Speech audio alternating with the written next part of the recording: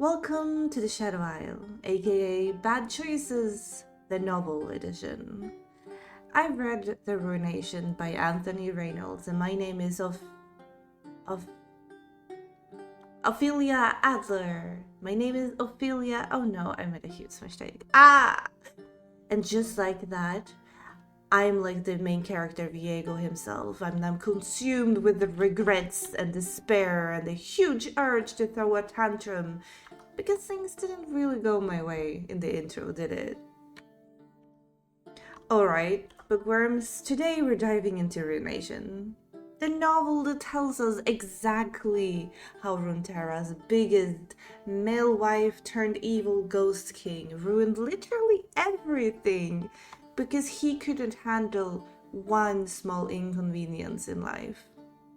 And let me tell you, this book is alright. It's tragic, dramatic, full of sword fights, betrayals, and one very devoted bodyguard who honestly kind of deserved more than she got in this one. So grab your sentinels of light marriage, best anti-curse charms, and maybe some holy water, because we're about to deep dive into the worst breakup in League of Legends history.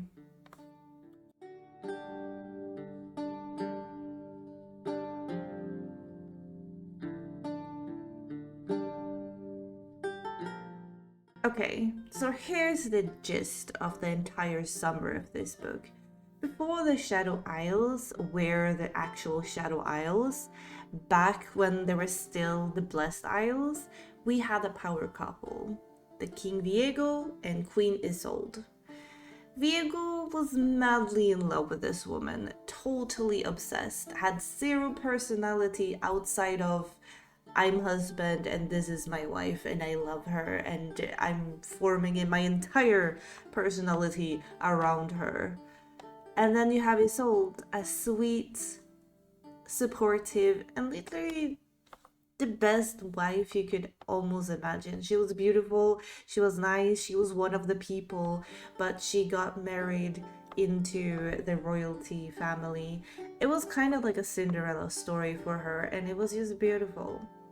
But unfortunately, Isolde gets mysteriously poisoned, or not really mysteriously poisoned, because Viego was a horrible king. He was the worst of the worst. He had no leadership whatsoever, and he probably pissed someone off. Like, big shocker there, wow. And she was injured and poisoned in an attempt to kill Viego. And instead of, I don't know, accepting fate and be like, oh no, my wife is dying and be a normal person, Viego himself decides that, hey, what if I broke the entire universe trying to fix it and bring my wife back because my wife is more important than the entire universe? And entering this story, we have Kalista, our badass military commander. She does everything, she's so cool. She's also the niece of Viego, and she's basically the entire responsible adult for this entire thing. She takes care of Viego and she takes care of the entire kingdom. And then she has to spend the entire novel going, please don't use forbidden magic. I know it's sad your wife died and we all mourn her, but please mourn her like a normal person and don't ruin the entire kingdom for it, please. Please be responsible and a leader. Thank you. And then he goes, but it's my wife. I am nothing without my wife. My wife is my entire personality. I have to have her. And Kalista has to go, I swear to God, uncle, please, think about the kingdom.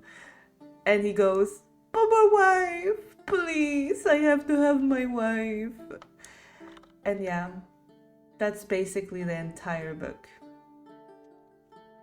Let's talk about our main characters. Our main players in this beautiful disaster, so to speak, and it's kind of interesting because the book is following multiple point of views, which I find is a very interesting way of telling the story, but it also gives more flesh to the bone of the story. Our first one is obviously our worst king ever, and I am so glad I do not have a king like him. Congratulations, Viego, you take that place. You're officially won the simp of the century or something. I don't know. It's just accept. Oh no, it turns out you're simping literally destroyed an entire continent and a kingdom, and yourself in that matter, and your wife did not thank you afterwards. So maybe, not a good simp. Viego is a king, but he does not actually act like a king. He does not do things a king should be doing, in my point of view. He spends his time being dramatic. I mean, he is a diva, so to speak. He's self-obsessed and ignores every red flag ever, and he doesn't listen to anyone but himself, especially when he gets into the mindset that this is what he wants to do. He will do it and he will not listen to anyone. If Kalista, our other main character, says don't do it, Viego will immediately take off and doing it. He's the equivalent of a person who's just do everything you tell them not to do. As a swim teacher, as soon as I tell a kid in the swim arena to not run because it's slippery and you will fall, they start running because I told them not to do it. Viego is the same. He's a child who just wants to be edgy and do. So let's look at some of Viego's qualities, shall we? Number 1, no leadership skills whatsoever. He sucks at everything and he should probably not be a king. And whoever elected him to be a king is in the wrong here, because Kalista would have been a better queen than anything. 0 emotional maturity. I don't know. I feel like I broke just thinking about it. He's such a child. Like, he has no emotional maturity. The fact that a woman actually decided to marry him is beyond me. Maybe she married him feeling like she was forced because he was a king and he came and he was like, I like you, you marry me. But I don't understand how a woman would look at this man child and be like, yes, that's what I want in my life. And number 3, he's literally causing the end of the world because his wife is dead. I mean, you could see it in a romantic way, but the way this book plays out is not really in a romantic way. Like, honestly though, Viego, please. He has the same energy as the guy who goes into solo queue and then he dies first and then starts blaming everyone on the team and then rage quits when you don't want to FF a 15. Like, he's giving the same energy as that. Absolute clown behavior. Moving on.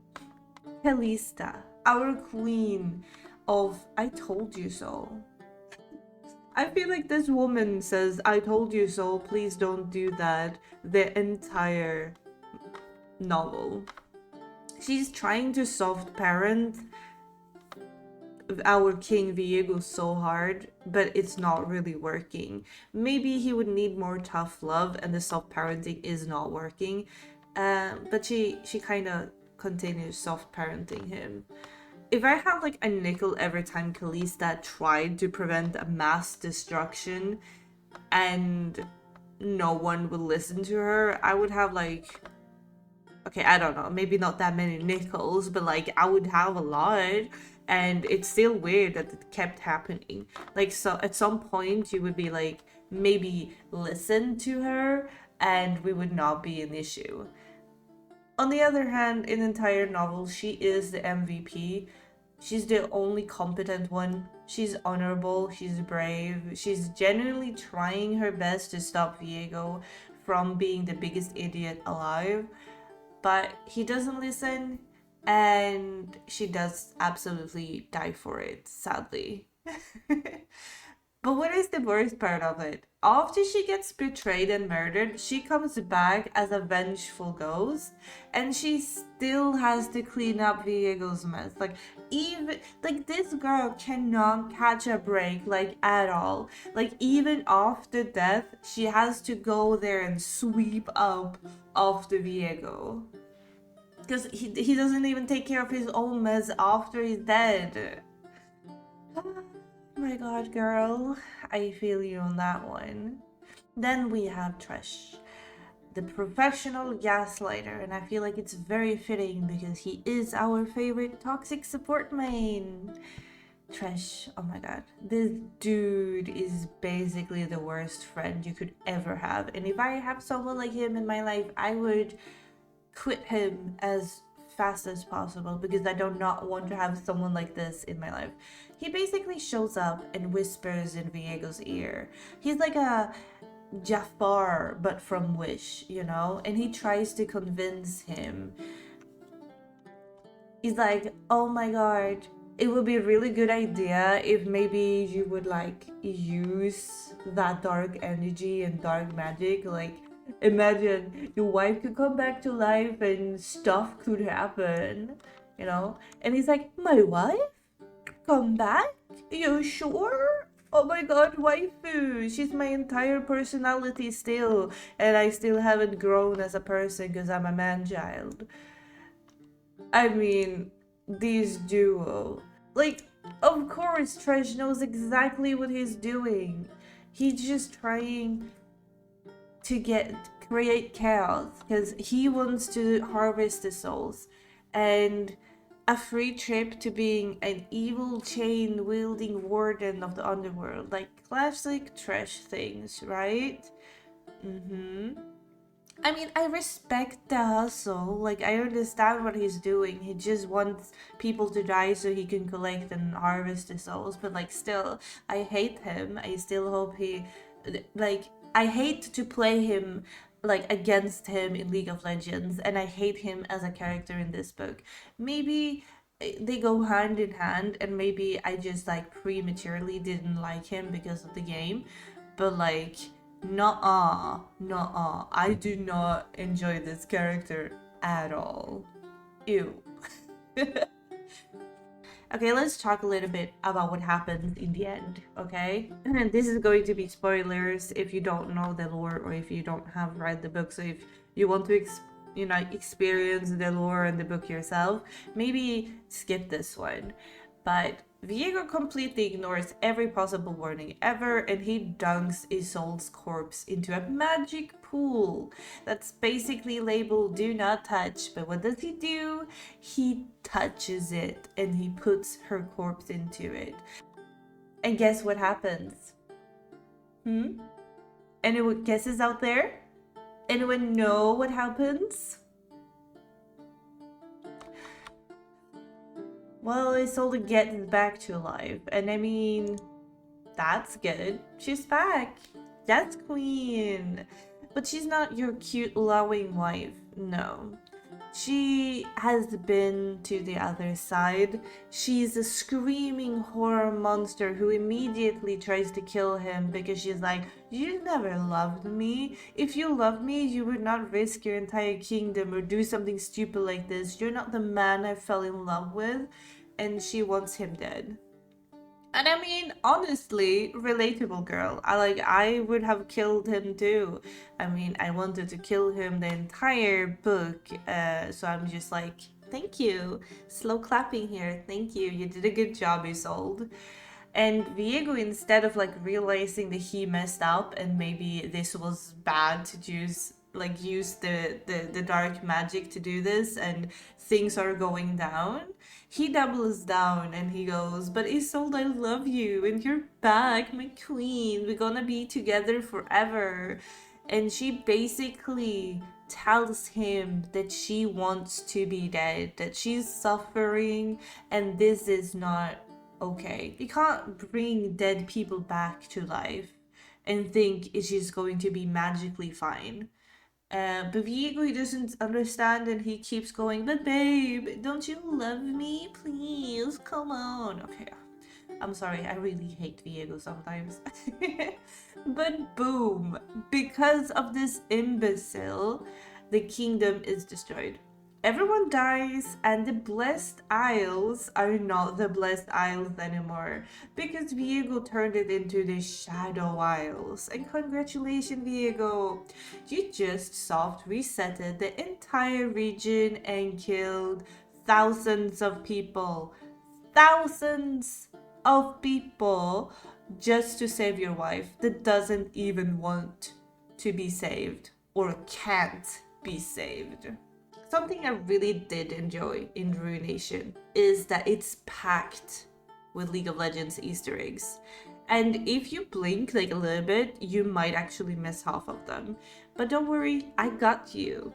I will tell you 2 of my favorite Easter eggs. There's tons of them out there, but I will tell you my favorite ones, otherwise we're gonna sit here for hours, okay? The first one is Kindred. Kindred is one of my favorite League characters, not because I like to play her or them, but just because I like their story and I do like their design. If you played League, you know Kindred to be a spooky death twin kind of thing. You have Lamb and Wolf. But when it comes to the books, we see them in like a murderous bedtime story. The people of Camavor whispers about them, and they always end up that if you see them or you encounter them, your days are numbered. Not because they're gonna kill you, but because something gonna happen to you. It's a bad omen. They're gonna take you to death. And we get to read about Kindred and Kindred's lore and story inside of Isolde's diary. Isolde basically felt like she could feel both Lamb and Wolf sitting on her bed after being poisoned, and just a few days before she dies, she can see them sitting on top of her chest, just waiting for her to die. It's kind of like gruesome, but I also do like the addition of it because it makes sense that you would see them. And I don't know, I like that. If you do enjoy Kindred, I think you enjoy that Easter egg as well. Another one we have is Gwen. Gwen is the sister lady of League of Legends. She is famous for her little snip snip voice line, and I don't know, I love Gwen. She doesn't like waltz in and she's just there, but we get to know her origin story, or we get hinted to the origin story because we don't fully get it explained. But for the people who doesn't know, Gwen was a doll that Isolde made. She sewed her because she was a seamstress before she got married to Viego. So she made Gwen, and Gwen is her best friend in quotations, so to speak. And after Isolde dies, part of her soul goes into Gwen, and that's when Gwen comes back to life thanks to Isolde. But we don't really get to see that passing and Gwen waking up, but we do get hinted at Gwen existing and Isolde having a doll, and when she's in bed and being poisoned, she asks over and over again that she wants Gwen by her side and she wants her friend by her side, which I feel like is a beautiful addition to this story, and I like that. Final verdict though, should you read this book?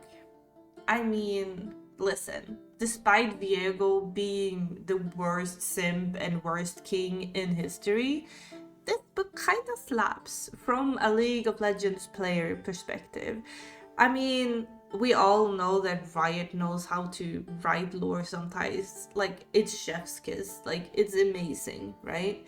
The tragic downfall, 10 out of 10. We do like that. The constant and overwhelming frustration of watching Kalista being ignored. I mean, if you played League of Legends, this is peak League experience. I mean, haven't we all been playing and we go, why are you so down? Why do you do this? Don't do that. And you try to tell your teammate what to do because they don't seem to get it, and they just completely ignore you and do the opposite of what you're asking them. I mean, haven't we all been there? I feel like this entire book is just League in contained form, I read this review about a woman who said that she couldn't continue reading this. She had not been playing League of Legends, but she was a fantasy lover and she read only fantasy books, and she was given an arc of this book to read. Like basically she got the ebook of the book to give an honest review on it, but she couldn't finish it apparently because she felt like it was too sci-fi. And I thought that was really interesting because I never heard that before. Like, I understand it is fantasy, it's very much fantasy, but this woman said it was too sci-fi for her to continue. And then I thought to myself that we do have Hextech and Hextech stuff, and that kind of, I guess, could have made it sci-fi, maybe. But then I continued reading her review, and she said that she only thinks League gamers could appreciate this book for what it is, due to the fact that it's too science fiction and too futuristic for her. And I wanted to know what was futuristic, because after reading it, I can't see anything that resembles those genre things. And she continued her review to write that some people in this book has magic coming out of their fingertips. And that's very sci-fi and futuristic. Like, no, but for real though, like, girl, if the future means that I'm going to have magic going pew pew pew pew out of my fingers, I kinda am looking forward to the future more than I thought I was gonna do. Like, I didn't know that magic from fingers were sci-fi or futuristic. I'm not trying to like downplay her review, but I thought it was really interesting. And she was like, I only read fantasy, and fantasy is my only thing I read, and this isn't fantasy, and for it to be marketed as fantasy is false. I want to know what kind of fantasy she is reading. If fantasy isn't magic coming out of a magical person's hands. She also didn't like another main character in the book that's not as prominent as the other point of views are Soraka. She's a healer, and apparently this reviewer didn't like that she was purple in color because that's not realistic, and she had hoof as feet and not feet. That was also sci-fi. Which I think is really interesting. Not to be mean to the reviewer, but I'm more interested in knowing what fantasy is to her and what sci-fi is. But at least she was not a League gamer, and she felt like this book was not suited for people that didn't like League of Legends. I want to say the opposite, but I also been playing League of Legends for more than 15 years, and I know all the lore from beforehand, so I kind of feel like I can't speak on it. I feel like I know so much about the lore and the story that I kind of knew the story before reading the book, but I kind of feel like it's kind of like Arcane. It gives you a more insight into the stories, and you don't have to know League of Legends to actually enjoy it. So I would say that if you enjoy Arcane, if you like magical people having magic coming out of their hands going pew pew pew and fantasy, I think this is the book for you. But another point of view though is that if you hate watching men make bad decisions for 400 pages and people keep telling him to not do them, but he keeps doing them because he's a dumb man, then maybe you should skip this one. Because then definitely the book isn't for you. Because the book is basically people telling the king not what to do, and he still do them, and then he gets like surprised Pikachu face when things go down. I enjoyed it though.